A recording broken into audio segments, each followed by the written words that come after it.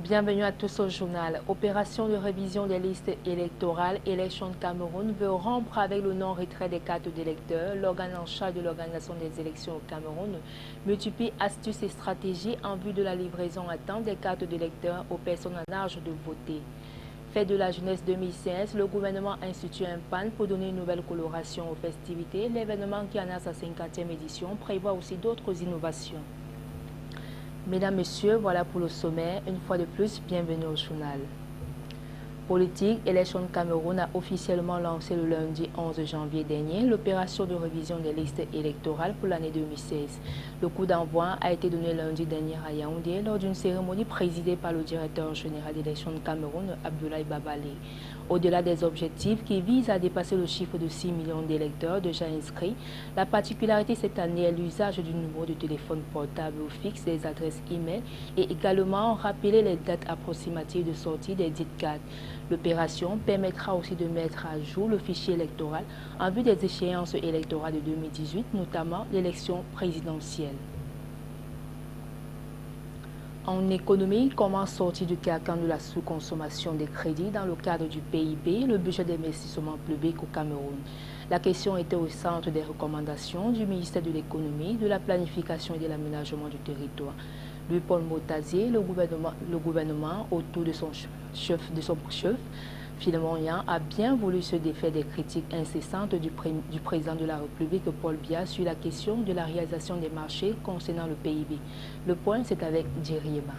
1525,8 milliards de francs CFA, l'enveloppe du budget d'investissement public pour le compte de l'exercice 2016, soit 36,04% contre 30,7% du budget global de 2015. Le Cameroun qui prend un véritable risque, nonobstant la chute internationale du prix des cours du pétrole. Un risque moins grand que le rêve du président Biya de faire un pas de géant vers l'émergence à l'horizon 2035. Mais là où le bas blesse, c'est la faible exécution, la quasi-absence de suivi et de contrôle des marchés entrepris dans le cadre de la réalisation optimale du BIP.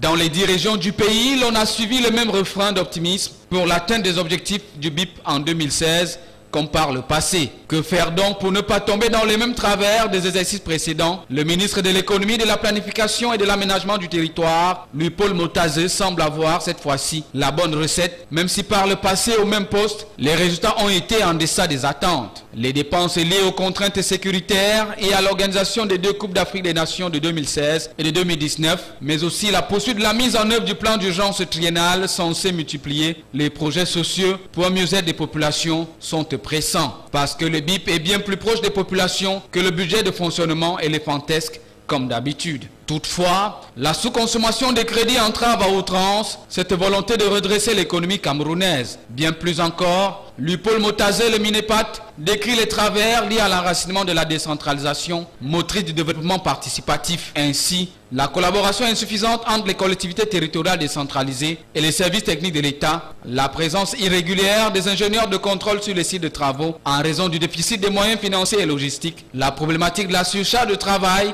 dans certaines commissions de passation de marché, autant de goulots d'étranglement pour le succès de la réalisation du BIP. D'où transparence, bonne gouvernance, célérité, respect des procédures, l'esprit d'équipe patriotique et républicain des responsables demeurent les seules chances pour le Cameroun de faire de l'exercice budgétaire 2016 l'année du pas décisif vers le processus d'émergence et que les populations, mieux que l'homme au Cameroun, soient le centre de toutes les préoccupations du gouvernement. Fête de la jeunesse 2016, la 3e réunion préparatoire relative à la 50e édition de la Fête de la jeunesse a eu lieu ce 13 janvier à Yaoundé. Il s'est agi pour les organisateurs d'examiner l'état des préparatifs au sein des différentes commissions. Rappelons à toute fin utile que la célébration du 11 février est appelée Fête de la jeunesse, non plus Fête nationale de la jeunesse. Pour ce cinquantenaire, le gouvernement a institué un PAN pour donner une autre coloration aux festivités. Plusieurs autres innovations sont également enregistrées. Contrefaçon et contrebande des whisky de grande consommation au Cameroun, le sujet inquiète la Chambre nationale des consommateurs du Cameroun. La Sénaco, conjointement avec les services de la douane camerounaise et la délégation régionale du commerce du ministère du Commerce, a donné un point de presse le 12 janvier 2016 à Yaoundé. Il était question de lancer la sonnette d'alarme à l'endroit des consommateurs, principales victimes de cette contrefaçon. Le reportage de Thierry Eba. Relaté dans le marché camerounais et principalement à Douala inquiète les opérateurs de ces secteurs. Et comme le consommateur se trouve être le parent pauvre et la principale victime de ces égarements commerciaux, la Chambre nationale des consommateurs du Cameroun, face à la presse ce 12 janvier 2016 à Douala, alerte les consommateurs sur le danger de la contrebande et de la contrefaçon des whisky de grande consommation qui affectent à petit feu leur santé. Ce point de presse, il faut le préciser, s'inscrit dans le cadre d'abord de la protection consommateur, l'assainissement de l'espace économique national et l'amélioration du climat des affaires.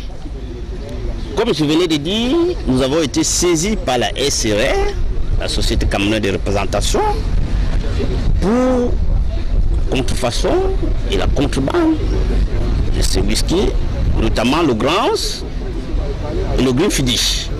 Pour lutter efficacement contre la contrefaçon et la contrebande dans le domaine des liqueurs, les services de la douane camerounaise sont à pied d'œuvre pour éradiquer le mal. Cela s'est fait conjointement avec le concours du ministère du Commerce dans sa représentation administrative de la région du littoral.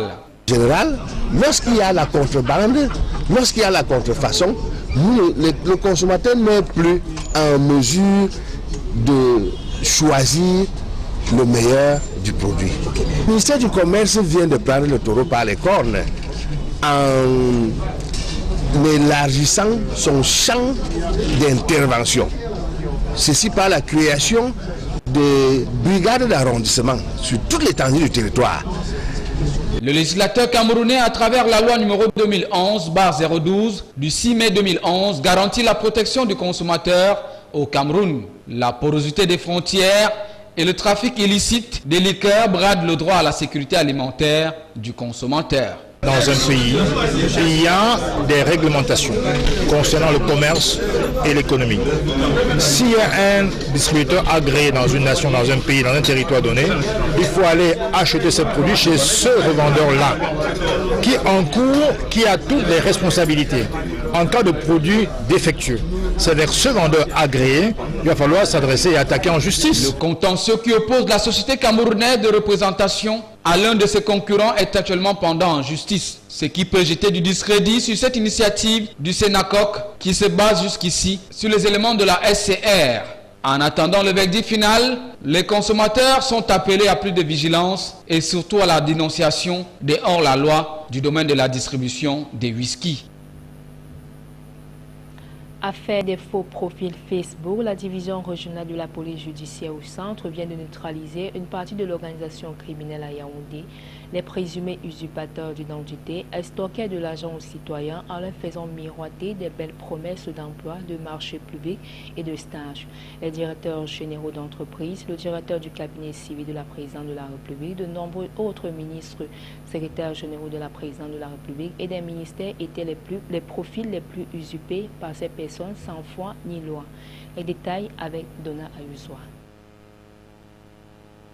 La pratique a plutôt pignon sur rue dans les réseaux sociaux. Des individus sans foi ni loi se font outrageusement passer pour ce qu'ils ne sont pas. D'où cette affaire de faux profil Facebook qui a défrayé la chronique il y a quelque temps.